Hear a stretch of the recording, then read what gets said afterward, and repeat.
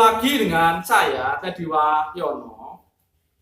Jadi kali ini saya akan membahas tentang pentingnya kita mengetahui, memahami dan melestarikan budaya-budaya leluhur kita gitu loh. Tapi nanti yang akan saya bahas adalah budaya yang dari Jawa ya, 3 budaya yang bisa dibilang hampir terlupakan, sudah banyak yang tidak melakukan. Padahal ini manfaatnya sangat-sangat besar gitu loh untuk kehidupan kita saat ini gitu loh. Jadi salah satunya nanti budaya perkerisan ya. Kenapa budaya perkerisan itu sangat-sangat penting dan kita harus tahu. Terus kita harus melestarikan. Jadi ada beberapa alasan penting ya nanti. Nah, untuk budaya yang pertama yang ini hampir terlupakan padahal sangat-sangat berguna dan bermanfaat, itu adalah budaya menaruh gentong atau padasan ya di depan rumah. Padasan itu tempat untuk cuci kaki dan tangan atau untuk wudhu ya. Itu di depan rumah. Jadi sebelum masuk rumah itu jadi orang zaman dulu itu selalu mencuci tangan dan kakinya. Kalau kata-kata orang dulu, kata-kata mbah-mbah kita dulu, itu untuk menghilangkan sawan yang menempel di tubuh kita pada saat kita di luar rumah. Gitu loh. Sawan dulu dianggap sesuatu yang gaib, yang bisa menyebabkan kayak anak kecil tiba-tiba demam tinggi, kejang-kejang gitu loh. Kalau saat ini, coba pakai nalar teman-teman pasti sudah paham yang dimaksud sawan itu saat ini ya seperti bakteri, kuman-kuman penyakit atau virus gitu loh. Jadi kalau zaman dulu itu sebelum masuk rumah memang harus cuci kaki dan tangan. Kalau zaman sekarang ya masuk rumah dulu baru cuci tangannya di dalam rumah gitu loh. Jadi kumannya sudah sempat nyebar di dalam rumah.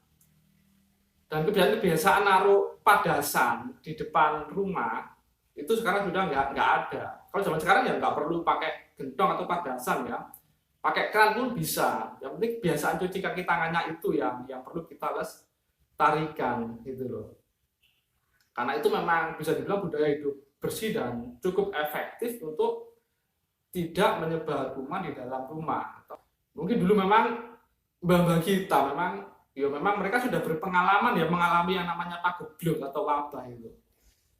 Jadi tadi untuk mudahnya ya mereka bilang, jadi untuk jelaskan kenapa harus cuci kaki tangan ya untuk menghilangkan sawan gitu aja. Nah itu budaya yang pertama. Yang kedua ini adalah budaya menghitung weton ya ketika pasangan mau menikah. Kalau zaman sekarang mungkin itu dianggap kuno ya dan nggak masuk akal. Menikah aja kok ditentukan oleh hitung-hitungan gitu. Sebenarnya hitung-hitungan itu apa? Sebenarnya itu ilmu watak ya. Kalau zaman sekarang itu jadi ilmu psikologis. Jadi itu gabungkan dari 2 watak yang berbeda. Kira-kira hasilnya seperti apa gitu loh. Kalau sekarang kan ada watak itu ada kayak koleris, melankolis, plekmatis, sanguinis gitu. Itu yang psikologi modern gitu loh. Kalau dulu itu lebih banyak lagi bagi watak itu. Itu berdasarkan weton ya. Hari lahir dan pasaran ya. Hari itu ada 7 ya. Senin, Selasa, Rabu, Kamis, Jumat, Sabtu, Minggu ya. Minggu. Pasaran itu ada Pon, Wage, Kliwon, Legi, Pai gitu loh. 7 sama 5. Jadi kombinasinya ada sekitar 35 ya. 35 watak bayangkan itu. Dan itu sudah dipelajari sama nenek moyang kita. Itu namanya ilmu Titan ya. Ilmu Titan itu hasil niteni. Jadi menyimpulkan atau merangkum dari pengalaman-pengalaman yang terjadi sebelumnya dan diambil kesimpulannya. Atau kalau dalam sains itu deduksi ya. Jadi pengalaman-pengalaman sebelumnya terakhir dijadikan kesimpulan. Nah, kesimpulan itu nanti dipakai untuk memprediksi sesuatu. Nah, deduksi itu kayak tembaga dipanaskan memuai, seng dipanaskan memuai. Jadi diambil kesimpulan kalau logam dipanaskan itu memuai. Jadi kalau logam apa dipanaskan bisa ditebak ini pasti memuai. Nah, itu ilmu Titan, namanya ilmu Titan gitu loh. Ilmu Titan. Jadi di Jawa itu memang itu dihitung gitu loh. Jadi watak dan sekarang pun banyak yang nggak bisa hitungannya ya, bahkan nggak make gitu. Kayak Senin itu 4, angkanya 4, nilainya 4. Selasa itu 3, Rabu itu 7, Kamis itu 8, Jumat itu 6, Sabtu itu 9, Minggu itu 5.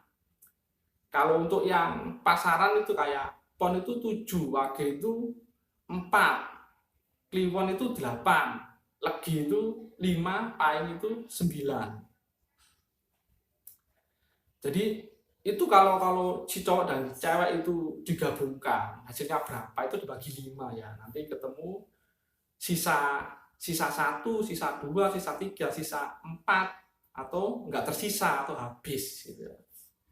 Jadi ada istilah nanti itu hasilnya itu Sri Lungguh Gedong Loro Pati. Kalau sisa 1 itu Sri atau rezeki. Jadi kalau digabungkan dibagi 5, sisa 1 itu gampang rezekinya, termasuk rezeki dalam bentuk teman yang baik, tetangga yang baik, kayak gitu itu. Jadi nggak harus berupa harta. Kalau hasilnya dibagi 5, sisa 2 itu namanya lungguh. Lungguh itu posisi atau jabatan. Jadi biasanya satu atau dua-duanya itu akan punya kedudukan atau kekuasaan. Kalau itu dibagi 5 hasilnya 3 itu namanya gedong ya. Gedong itu jadi harta atau dunia. Jadi untuk masalah materi atau harta dunia itu mereka nggak akan kekurangan, biasanya seperti itu. Kalau dibagi 5 hasilnya 4 itu ketemu loro atau sakit-sakitan, jadi biasanya salah satu atau dua-duanya sering sakit tuh. Nah kalau dibagi 5 habis hasilnya 0 itu temu pati, itu katanya itu salah satu itu bisa ada yang cepat meninggal istilahnya itu biasanya katakan dihindari ya, kalau yang ketemu sisanya 0, kalau yang 4 lainnya sebenarnya nggak apa-apa itu. Nah, jadi itu ilmu titen yang sering dipakai saat ini ya. Contohnya ya kayak kalau mendung gelap sekali itu biasanya akan turun hujan. Itu ilmu titen. Tapi kalau ada mendung gelap apakah selalu turun hujan? Oh, belum tentu. Jadi memang ilmu titen ini nggak pasti ya, nggak pasti. Tapi banyak benernya itu ilmu. Ketiga tentang budaya perkerisan. Kenapa budaya perkerisan ini sangat-sangat penting ya, sangat-sangat penting. Kita tahu dalam sebuah keris itu ada yang dari sisi eksoteris saja yang nampak. Jadi dari seni tempa atau dari ilmu metalurgi itu sudah sangat canggih loh ya, nenek moyang kita itu sangat canggih itu loh, mencampur berbagai macam besi ya, dan dengan meteor itu loh. Padahal meteor ada yang bisa langsung ditempa, dijadikan pamor, ada yang sulit nggak bisa gitu. Kalau yang iron meteorit itu yang mudah, yang lain itu nggak bisa. Bahkan ada di orang luar itu, wah ini nggak mungkin. Jadi gabungkan kayak meteor dengan logam besi jadi senjata ya. Memang ada jenis meteor yang nggak bisa ditempa gitu. Tapi nenek moyang kita bisa ngakalinya ya, itu dengan cara ditampe. Jadi dibungkus kayak besi gitu, kayak undi-undi. Jadi meteornya di dalam. Jadi dianu pelan-pelan, jadi nanti bisa jadi saton, jadi bisa dipakai gitu. Kalau langsung memang nggak bisa. Nah, dari seni tempa ya, nanti juga dari seni pahat, seni ukir itu juga sangat-sangat tinggi ya. Terutama seni dapur itu filosofinya sangat tinggi dan sangat dalam. Ada seni pamor. Jadi bisa bentuk berbagai macam pamor, yang namanya macam-macam, ada Sing Luta, Belarak Sineret, Pulau Tirto, dan jadi macam-macam. Ini ada seni kinata, jadi memasang hiasan, entah itu emas, kuning sari yang ditempelkan di bila keris itu sudah budaya sangat tinggi ya, itu sebuah mahakarya gitu. Yang kedua dari sisi esoteris, sisi gaib, dari sisi gaibnya atau tuah atau yoni gitu loh. Nah, tuah atau yoni itu apa sih? Itu adalah doa dan permohonan sang empu kepada yang maha kuasa pada saat dia menempa sebuah keris atau membuat keris gitu loh. Jadi sesuai keinginan pemesan. Jadi empu buat itu karena berdasarkan pesanan.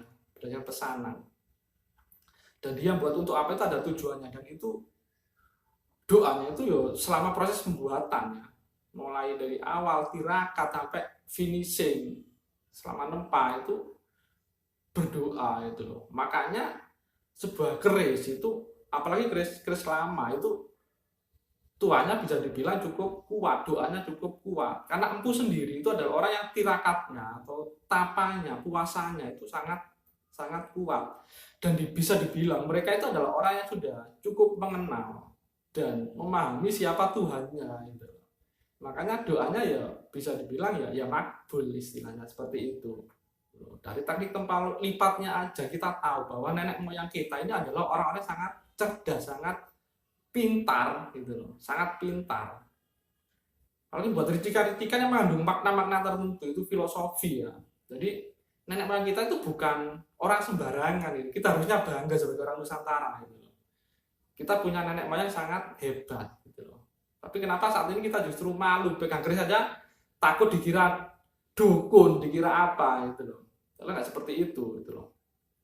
Jadi sebuah budaya sangat tinggi keris itu. Dan bagi saya pribadi, keris ini adalah sebuah catatan tentang budi pekerti, akhlak, tentang sejarah juga, tentang kehebatan nenek moyang kita yang dituliskan untuk anak cucunya, yaitu kita saat ini gitu loh. Kalau kita mempelajari kita akan tahu. Jadi kita ini itu bangsa yang sebesar apa. Jadi nenek moyang kita itu sehebat apa kita akan tahu, kita akan sadar. Jadi kita nggak perlu malu ya, kita pakai baju surjan seperti ini, pakai belangkon, nggak perlu takut dibilang dukun gitu. Di Amerika aja orang pakai topi koboi itu bangga, dan mereka nggak ada yang mengolok-olok gitu. Jadi mereka sangat menghargai. Jadi kak mereka mainkan musik country di Amerika itu ya sangat dihargai gitu. Mereka sangat menghargai budaya mereka gitu. Makanya bisa jadi bangsa yang besar. Makanya kita, kalau kita punya belangkon, punya surjan, punya gamelan, itu budaya sangat luhur, itu filosofinya sangat dalam. Jadi saya harap dari teman-teman di seluruh Nusantara, dari Sabang sampai Merauke, itu budaya leluhur kita itu tolong dipahami, dipelajari. Jadi itu ada makna dan filosofi yang pasti sangat berguna. Mereka nggak mungkin nyiptakan asal-asal untuk main-main, itu enggak. Jadi itu sebuah sebuah catatan, sebuah pelajaran yang ingin diturunkan ke anak cucunya gitu. Jadi kalau saya pribadi, jadi keris saya, jadi ada yang warisan eyang. Ini adalah salah satunya. Jadi ini adalah warisan eyang saya yang paling tua ya, dari Pajajaran. Ini sampai gripis ini, sampai gripis. Ini yang paling tua. Ini saya rawat ya, yang dari eyang. Ada beberapa ya, sekitar 8 lah pikirnya dari eyang gitu. Termasuk ini yang berukuran patrem. Ini patrem favorit saya ya. Ini Nogo Kike, ini lo 7. Patrem ini dari eyang saya. Kalau kata ibu saya, yang saya dapat dari buyut saya. Jadi ini warisan turun temurun ini. Gitu. Jadi selain keris-keris sepuh tinggalan eyang, saya juga punya ini keris yang paling muda ya. Ini tahun 2019 kemarin ya, ini begini ya. Ini saya pesan khusus memang ya. Dan punya dapur ini yang di luaran, saya jamin pasti saya. Jadi ini jenis maeso yang tinggi. Tapi lo 15, ini maeso tan kober. Mungkin nggak asing ya namanya ya. Nggak asing ya. Ini bukan saya yang punya, cuman saya yang di luar. Karena yang asli di keraton sana, keraton Solo sana. Yang asli. Kalau ini yang putranya duplikat, saya pesan khusus tadi itu. Jadi seperti itu aja dulu ya. Jadi saya harap teman-teman sudah nggak malu lagi lah beratnya memakai atribut yang bernuansa etnik budaya Nusantara. Jadi itu aja. Jadi sekian, semoga bermanfaat. Jangan lupa like dan subscribe.